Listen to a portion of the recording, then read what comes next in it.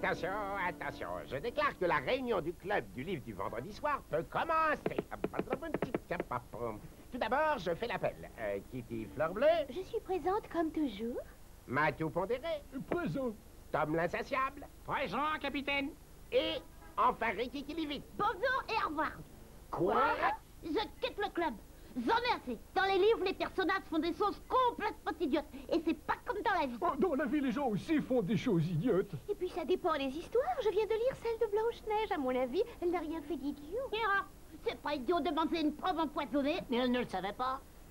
Vous savez peut-être que notre jeune amie a raison. Si elle avait vécu à notre époque, elle aurait sans doute hésité avant de manger la pomme. Vous vous rendez compte, si elle ne l'avait pas mangée, elle n'aurait jamais rencontré le beau prince. Que le petit sapin rose, il était encore plus bête. Qui pourrait confondre sa mère grand avec un loup? Dans la vie, le petit chaperon aurait certainement été capable de faire la différence entre sa mère grand et le méchant loup. Peut-être que le plus idiot de tous, c'est Humpty Dumpty. Si vous étiez un œuf, vous auriez l'idée de vous asseoir sur un mur? Oui, c'est vrai, on a du mal à imaginer un œuf s'asseyant sur un mur. Je me demande si la théorie de Ricky s'applique à Jacques et aux haricots géants. Et qui c'est, Jacques? Et qui c'est le haricot géant? Jacques est un garçon qui a vendu son unique vache pour une poignée de haricots. Pour des clous, autrement dit. Eh ben, tout ça, c'est ridicule. Et ma théorie est juste, alors je quitte le club. Je ne veux plus rien lire sur des gens aussi bêtes.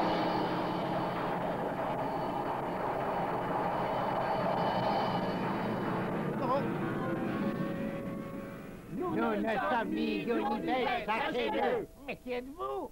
Comment qui nous sommes? Tu ne nous reconnais pas? Voyons voir.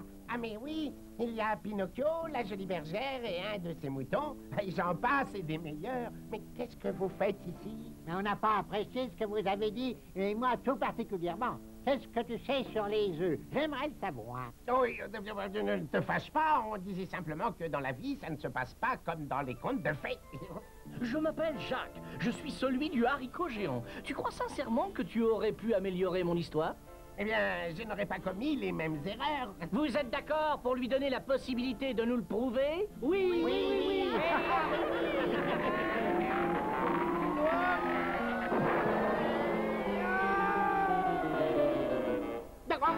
Mais où ai-je atterri? Et qu'est-ce que j'ai sur le dos des haricots en guise de vêtements? Mais c'est tout bonnement monstrueux. Jacques, cesse de lambiner. Elle t'a donné du lait. Jacques? Et pourquoi vous m'appelez Jacques? Et comment veux-tu que je t'appelle? Au Greste Equilibre, bien sûr, puisque c'est mon nom, et je suis un chat. Oh, Jacques. Tu trouves toujours le moyen de me faire rire et de me remonter le moral. J'en ai besoin, on est si pauvre depuis la mort de ton père. J'ai de la chance d'avoir un fils comme toi. Non, non. Écoutez très attentivement. Madame, enfin la mère de Jacques. Voilà, votre fils m'a convaincu de prendre sa place, pour voir si je ferais les mêmes erreurs que lui. Je ne suis pas Jacques. Je viens du monde réel, et vous d'un conte de fées. J'aimerais vivre un conte de fées, mais assez rêvé. Travaille et ne me dis plus vous. Kate, entendu. Je sais exactement ce que je dois faire. Cette histoire va bien finir, et tout le monde sera heureux. Dépêche-toi, Dulcibelle. Si tu ne me donnes pas de lait, je devrais te vendre. Alors, toujours pas de lait. Non, mais ça va venir, madame. Et maman... Bon, je sais à quel point tu es attaché à Dulcibelle, mon garçon. Mais l'heure est venue de l'emmener à la ville pour la vendre. Très bien, maman. Je vais la vendre et je te promets de revenir de la ville avec une très bonne surprise qui changera toute cette histoire. Allez, avance, Dulcibelle. Bonjour, Jacques. J'ai l'intention de vendre ta vache. Je regrette, je ne parle pas à faire avec des étrangers. Tu ne pourras pas la vendre. Il n'y a pas de marché avant la semaine prochaine. Je la vendrai quand même. Allez, avance, Dulcibelle. Non, mais tu plaisantes. Ta vache ne pourra jamais arriver jusqu'à la ville. Oh, quel malheur. C'est une pauvre bête bien maigre et bien fatiguée que tu as là. Pourtant, je t'en donne 5 haricots. C'est tout pour une vache de première catégorie. Je t'offre 5 haricots et pas plus. Et si elle grossit un peu, elle gagnera le premier prix du concours agricole. Je maintiens mon offre à 5. Pourquoi devrais-je céder d'une vache qui vaut de l'or pour 5 malheureux haricots? Et d'abord, quel genre de haricots? Oh, mais dans des haricots magiques. Vous voulez me faire mourir de rire? Oh, c'est une bonne laitière. Oui? 4 haricots. Non, il y a une minute, vous avez dit 5. Marché complet. Bon, ben si vous le dites. Réfléchissons un peu. Bon, je plante les haricots, j'escalade la ville, je vais chez le géant et je lui vole un peu d'or. Ah, c'est là où Jacques a commis une erreur. Il a volé. Moi, à la place, je vais conclure un marché avec le géant. C'est la seule façon de changer le cours de l'histoire. Tu as accepté de simples haricots en échange de dulcibelle? Jacques, comment as-tu pu faire une chose pareille? Et ce ne sont pas de simples haricots, ce sont des haricots magiques. Oui, magiques. C'est ça le plus important. Oh, Jacques, maintenant que tu as vendu dulcibelle, on n'a plus rien, sauf des haricots sans valeur. Des haricots magiques. Ah, va au lit tout de suite. Oui, tu as raison, je dois me lever tôt demain matin pour inspecter les haricots. Des haricots magiques.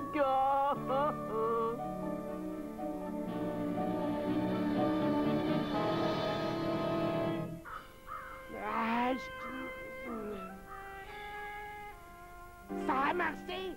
Ils sont fantastiquement magiques. Il ne me reste plus qu'à monter chez le géant et à faire affaire avec lui. Je suis sûr qu'avec moi, cette histoire finira mieux qu'avec Jacques. Allons-y, sans être pénible, je crois qu'un ascenseur aurait été plus pratique. J'espère que mes efforts seront récompensés. Terminus.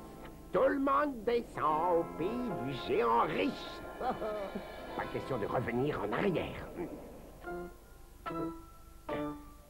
Excusez-moi, bonjour madame, coucou. Je m'appelle Ogreste Kilibou. Enfin, je veux dire, je m'appelle Jacques. Je viens d'en bas. J'aimerais faire un marché avec le géant. Est-ce qu'il est là? Oh, mon mari ne va pas tarder à arriver. En général, il déteste faire des marchés. Il préférera sûrement te manger. Oh, tu entends, Jacques? Il arrive. Voilà mon mari. Ah, tant mieux. Il me tarde de le connaître. Il te tarde aussi sans doute qu'il te mange. Dépêche-toi, cache-toi dans le sucrier. Bonjour, mon chéri. Je déteste le lundi. Oh, qu'est-ce que c'est? Oh, c'est du bon gruau, mon chéri. Ça va te donner de l'énergie. De l'énergie?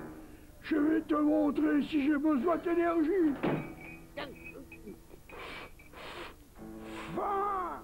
Femme, fou, je sens la présence d'un étranger parmi vous.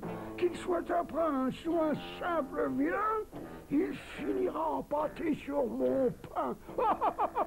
Mais est-ce que tu as fini de faire des rimes? Peut-être que si tu faisais ce que tu aimes par-dessus tout, ça te redonnerait de l'appétit. Oh, c'est l'heure de la récré.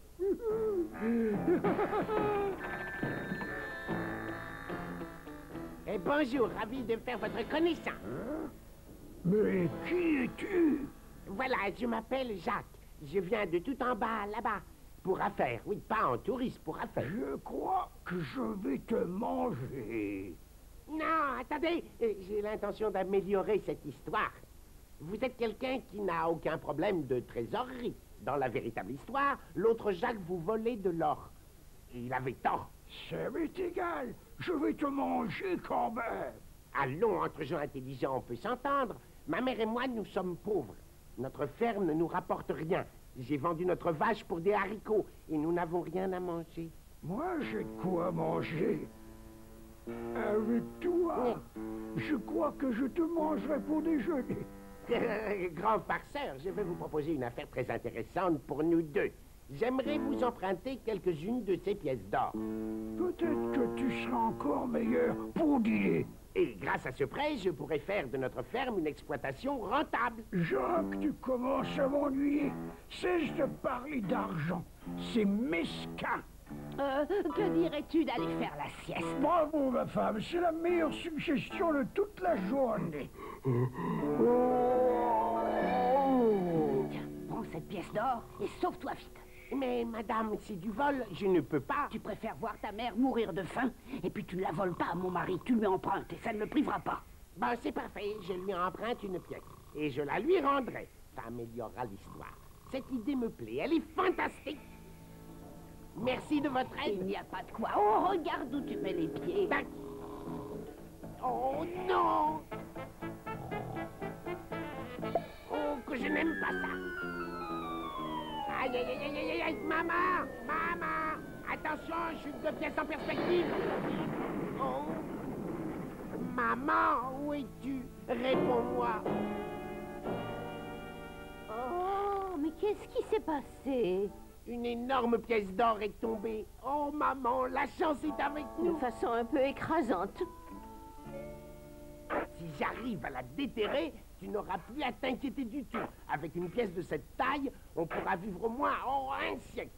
En attendant, on n'a plus de maison et on va devoir dormir dans la grange. Je vais arranger tout ça. Je vais proposer un nouveau marché aux géants. Figure-toi que j'ai vu qu'il a une poule qui pond. Tiens-toi bien. Des œufs en or. Il vaut mieux les manger durs ou à la coque? C'est très sérieux, ils sont en or pur. Il faut que je retourne dans le château du géant. Dès demain, je te promets que tu seras heureuse. Malheureusement, si les jours se suivent, ils se ressemblent. On n'a pas de chance. Mon mari s'est aperçu que tu lui avais pris une pièce d'or. Ça tombe bien, j'ai besoin de lui en parler. Oh, il est de mauvaise humeur, je te le déconseille. Est-ce que le sucrier est à la même place? Bonjour, mon chéri. Je déteste le mardi. Ah, femme, fou! Je sens la présence d'un étranger parmi nous. Oh, puisque tu n'as pas d'appétit, je vais t'apporter la poule. Regarde-la pondre ses œufs d'or. Je sais que ça te fait plaisir. Gentille petite cocotte. Bon.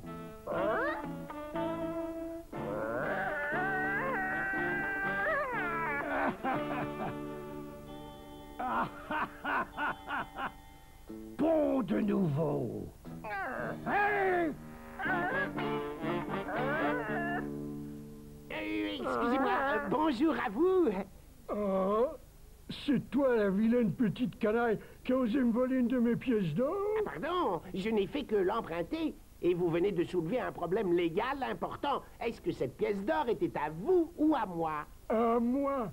À moi. Par conséquent, vous êtes responsable devant la loi. Votre pièce est tombée et a entièrement détruit la maison de ma pauvre maman. Vous devez payer sa reconstruction. Je ne ferai rien du tout. Mon chéri, je crois que l'heure de ta sieste est venue. Déjà, tu crois? Tu sais que le temps passe très vite quand tu as des contrariétés. Oui, c'est vrai. Mais pendant que je récupère, file-le en civet. Et surtout, cette fois, ne le laisse pas s'échapper.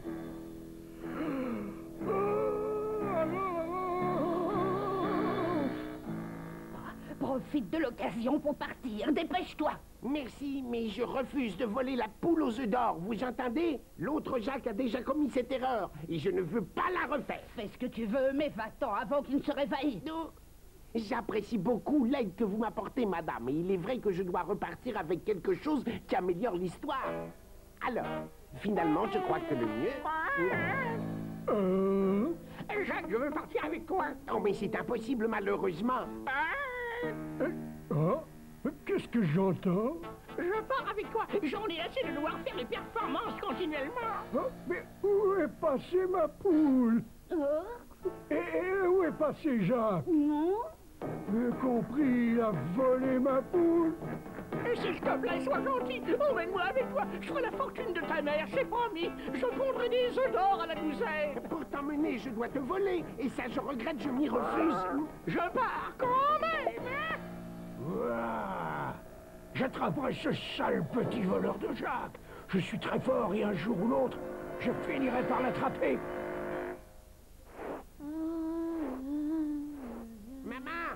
Maman! Attention dessous! Jacques, c'est toi qui m'appelles? Maman, mets-toi à l'abri! Dépêche-toi! Qu'est-ce que c'est que ça? C'est la fameuse poule, tu te souviens, n'est-ce pas? Oh, une poule, quelle merveille! J'ai tellement faim. Je crois que j'ai oublié le goût que ça peut avoir. Miam, miam, miam, miam, miam, miam. Non, maman, attends! On ne peut pas la tuer, c'est la poule aux œufs d'or dont je t'ai parlé. Tu te moques de moi. Non, et tu vas en avoir la preuve. Bon.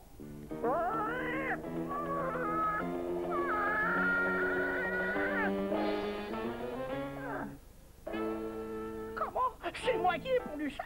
C'est une boîte violette. Elle n'a pondu qu'une vulgaire boîte violette. Et le faneur, oui. Je n'en ai aucune idée. Peut-être qu'il est dans cette boîte violette. Oui, et peut-être que maintenant ils sont dans un paquet cadeau. Elle a forcé sur l'emballage et oublié le cadeau. Pon! Oh, tu n'as donc pas de cœur. Toi, tais-toi et Pon!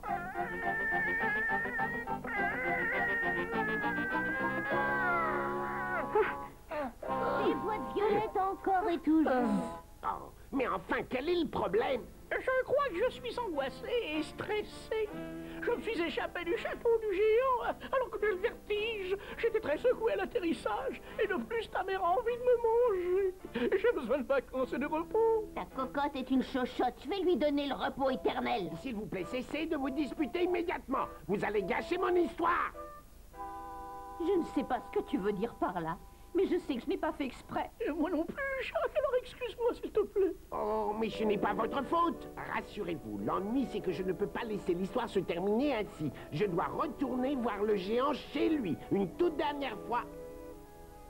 Chante. Lily avait un canari qu'elle trouvait très joli. Quand le canari s'est enfui, Marie était Lily. Ça, c'est ma chanson préférée. Je peux la réécouter, s'il vous plaît? Oh, enfin, femme, faux. Pas la peine de continuer, je connais la suite par cœur. On peut parler de la harpe enchantée. Dans le Kansas, il y avait une fille sans âme. Je veux que tu me rendes ma pièce d'or, ainsi que la poule qui pond des œufs en or. Je vous les rendrai si vous vous montrez compréhensif. Je peux emprunter votre harpe? Un jeune garçon vendait de beaux ballons. Jacques, est-ce que tu sais ce que tu es? Tu es un intrigant, je déteste ça. Tu devrais aller faire un somme maintenant. Tu es stressé et fatigué, mon chéri. Oh, ça oui, je suis complètement épuisé.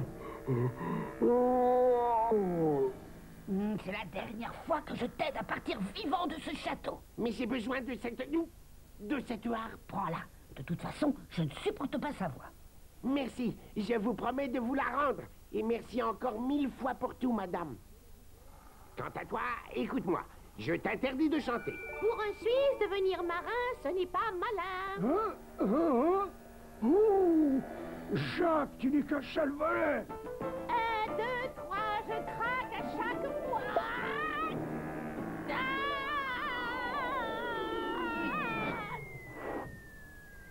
Jacques, tu es de retour? Oui, maman. Mais qu'est-ce que tu m'as encore apporté? Mais tu ne le vois donc pas? C'est une harpe chantante. Un chat était l'ami d'un boa. Un jour, il griffa le boa.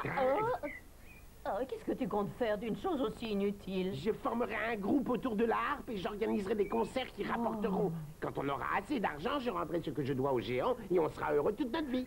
Fin de l'histoire améliorée. Et fin de Jacques, le seul voleur. Oh, maman, va vite me chercher une hache. C'est un balai. Comment veux-tu que j'abatte les haricots géants avec cet idiot de balai? Je peux te donner un tournevis, un sécateur? Non, ce dont j'ai besoin, c'est une... Oh, qui est ton ami dont je ne vois pas la tête? Cette fois, Jacques, tu ne t'en tireras pas. Parole de géant. Oh, attention, il y a un trou.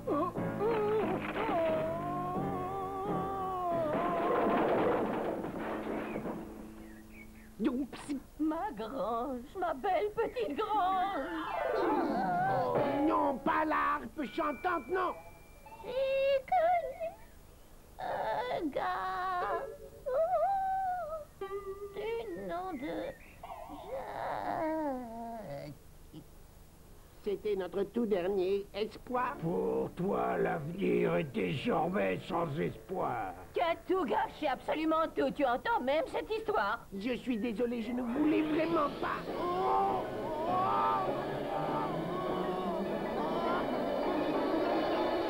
Ah, regardez qui est de retour.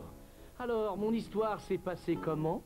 Ben, en fait, ça n'a pas été simple du tout. Bon, mais est-ce que tout s'est bien terminé, oui ou non? Ça a été un véritable désastre. Je crois que j'ai tout gâché.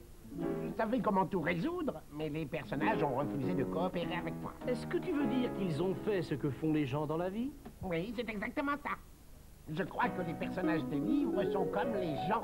Ils Et s'ils agissaient différemment, il n'y aurait sans doute plus d'histoire. Merveilleux. Parfait. Je crois qu'il a tout de même compris l'essentiel. Maintenant, on s'en va. J'ai envie de retourner m'asseoir sur un mur.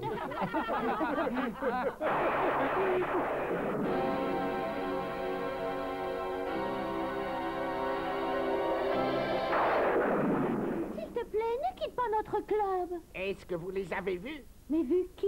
Tous les personnages de nos livres préférés, ils étaient là. Ils sont encore avec nous, on peut les contacter quand on veut en ouvrant nos livres. Ah, ils m'ont plongé dans Jacques et le haricot géant et j'ai parcouru toute l'histoire comme si Jacques c'était moi. C'est exactement ce qui est censé arriver quand on se met à lire un livre. On pense comme les personnages, on s'identifie à eux et... J'étais Jacques pour de vrai et j'ai tout essayé pour améliorer la fin de l'histoire. Je peux même vous dire qu'avec le géant, j'ai beaucoup souffert. Maintenant, je sais que tout le monde fait ce qu'il peut. Et quand est-ce que tu as appris ça? Il y a 1 minute à peine. Et nous, alors, où on était? Eh ben, où vous êtes maintenant? Il est temps de clôturer la réunion du club du livre pour aujourd'hui. Très bien. Est-ce que tout le monde a de quoi lire? Oui. Oui, moi j'ai le mien. J'ai celui que je voulais avoir. Parfait. Je dissous cette noble assemblée jusqu'à la semaine prochaine. Au revoir. Au revoir. Est-ce qu'il y avait vraiment un géant dans cette histoire? Un géant qui faisait très peur. Oh, ça m'intéresse beaucoup, les géants. Est-ce que je peux emprunter ce livre? Bien sûr, tu me diras ce que tu penses de l'attitude de Jacques. C'est promis. Au revoir et merci. À samedi prochain. Voilà ce qui m'est arrivé en lisant ce livre. Et ça peut fort bien vous arriver à vous aussi.